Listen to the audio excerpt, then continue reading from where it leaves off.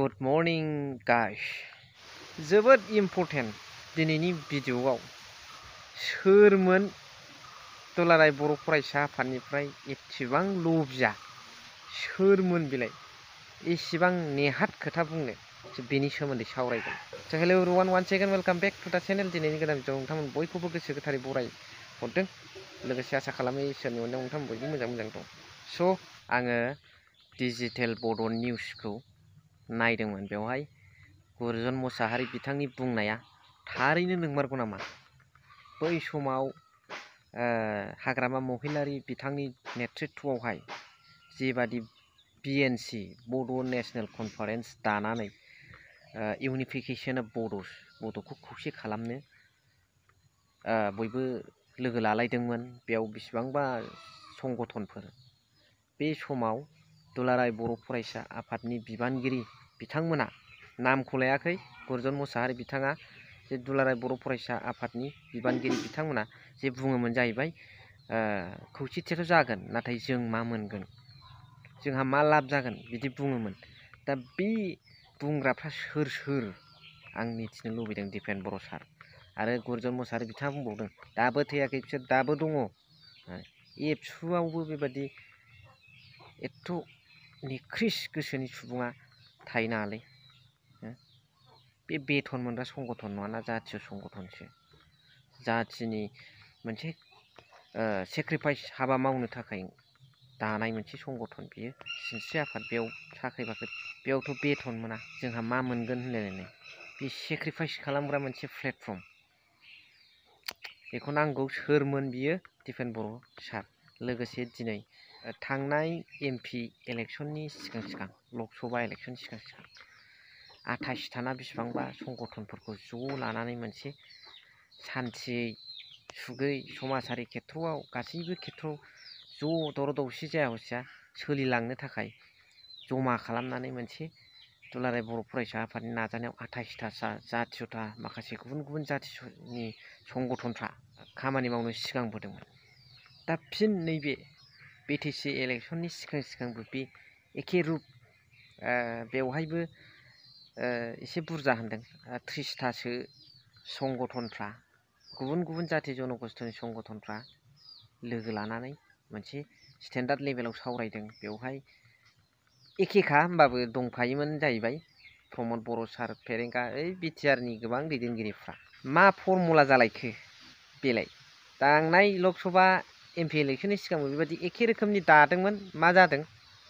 सान्थि, गोजोन, जौगानायनो सान्थि जादोंना? बे गसाइगावनि रेप जानाया मा जाखो खबरा? सोमावसारफ्रामनानै आद्रा। हिरण्मय खाख्लारिया फाइनाल जास्टिस मोनमारखो ना माखो? सान्थि जाबायना? माखौ मा उद्देश्य लानानै मावबाय थादों सारालाय? आरो नैबेखौ फिननायखौ होग्रो। बे सोरमोन? गुरजन मोसाहारि बिथां बुंनाया सोरमोन? दुलाराय बर' फरायसा आफादाव थानानै बेबायदि मा मुलाम्फा मोनगोन होनग्रा सोरमोन? बेखौ ससियेल मिडियाआव होन, एन्सार हो सार। लोगोसे मा फिथाइ थायगोन बादि सानो रायजो राजाफ्रा दिपेन बर' सारनि बे गुबुन जातीय संगठनफोरखौ लानानै सावरायनाया? खिन्थु थांनायावबो सावरायखांबाय एमपि इलेक्सन सिगांबो। नैबेयाव मा उद्देश्य बादि नुयो, मा फिथाइ थायदों बिनि सोमोन्दै मिथियोबा कमेन्टनि गेजेरजों फोरमायहर। अब्ला बिथाङा दिपेन बर' सारा मा बुंखो नोंथांमोना खुद खोनासंदो।